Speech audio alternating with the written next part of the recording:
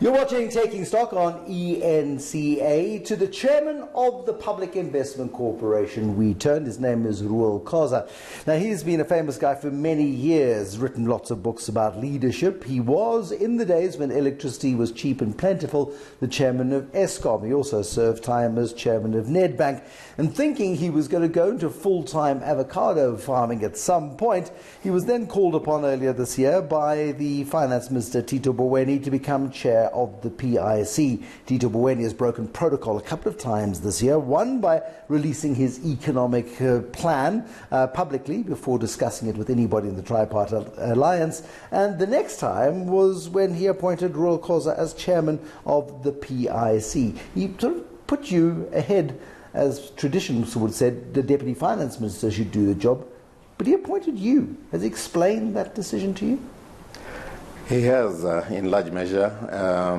The idea is to move from treating the PIC as an extension of a government department and allowing it to operate as a company with a single shareholder granted, but that single shareholder has appointed a board in whose ability they have great confidence, and they will leave them alone to operate and function like a major corporation would function, guided by a board, directed by a board, but also managed by able executives. And as things stand now, the executives I have found a bit wanting because of those that have had to be shown the door because of the malfeasance. And you have a number of acting positions that need to be filled urgently.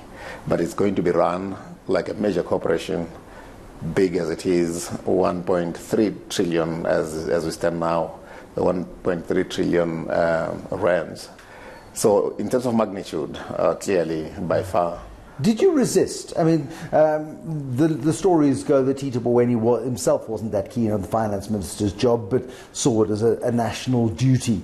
Edward Kisveta wasn't that keen on the job of SARS, but did it because he was called upon by the president to do so. Did you have a similar attitude when you got the phone call to say, we need you, come and do a job? The willingness was kind of measured, so one approached it with the brakes on. I was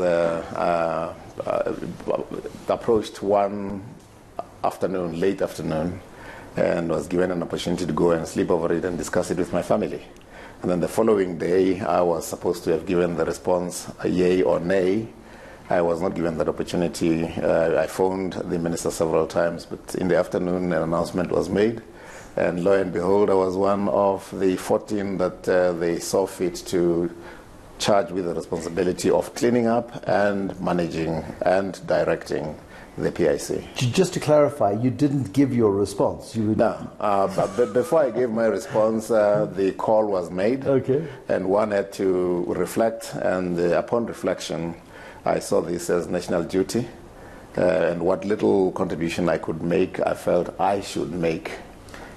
Like Edward Kisveta turning up at SARS and finding a dysfunctional organization, so much so that he's released at least 6 people, 6 high-level executives of their positions, and they've been let go.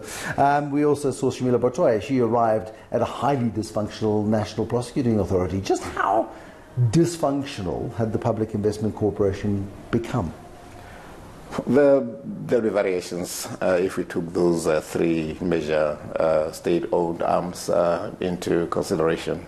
When we got to the PIC, the dysfunctionality was manifest in a number of ways.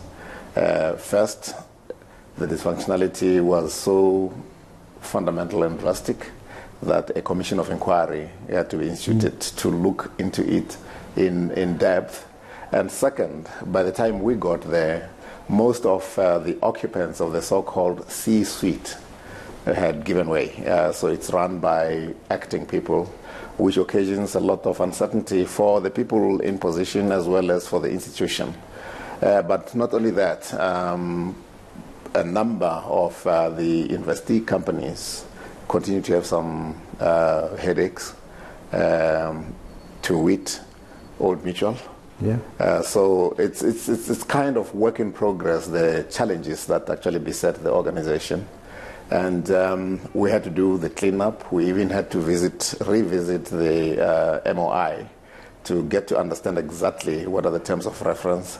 I mean, the Public Investment Corporation used to be called the Public Investment something else many years ago, and it was under Brian Molefe that it became the Public Investment Corporation. He did a very good job in those days of formalizing it and structuring it as a business, but it's never been run as a business. It's been run as an arm of state, which it is.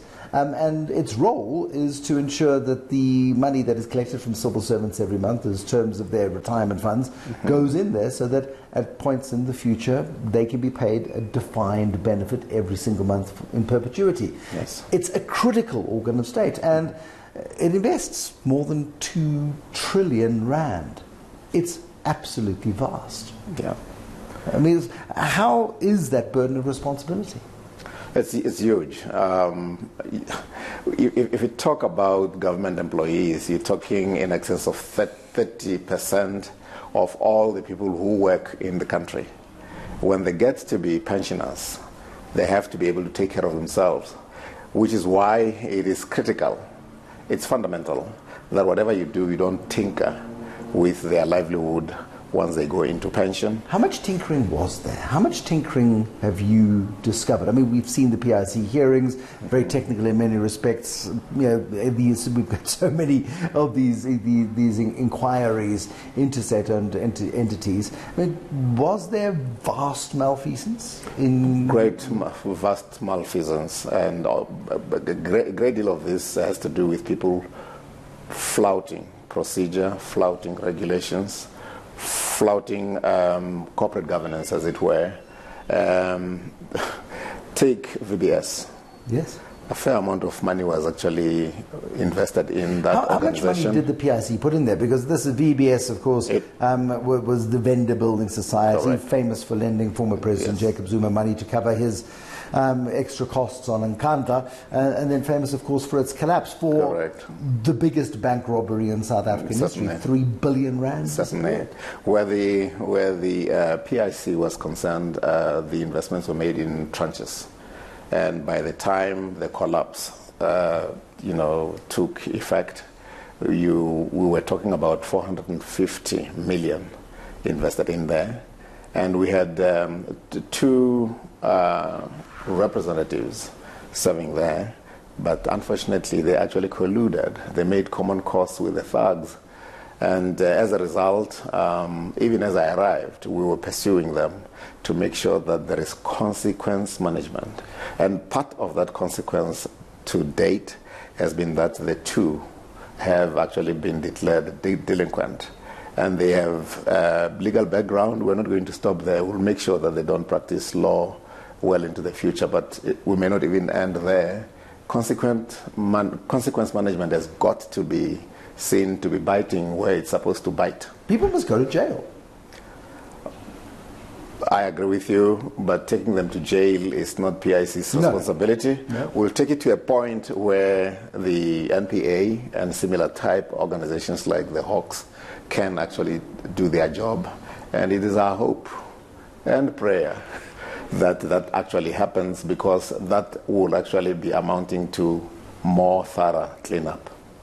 It's a critical part, of course, of the general South African cleanup. But Shamila Batoy, as you know, watching this channel, has apologized numerous times for the fact that the NPA has not been more active in its prosecution of very, very clear and obvious crimes. And there are few clearer and more obvious crimes than the VBS collapse and the political connections within VBS and where the money has gone within VBS. The channels are clear, and it's now up to those prosecuting authorities to do the prosecutions. But at least from a corporate perspective, the PIC has done the right thing. It has ring-fenced the problem. It has got rid of executives complicit in that particular fraud, and it is now looking at new appointments. How do you rebuild then the Public Investment Corporation? How do you reinstill trust of 30% of South Africa's workforce in the fact that one day they will get a pension? All of that coming up in a moment here on Taking Stock.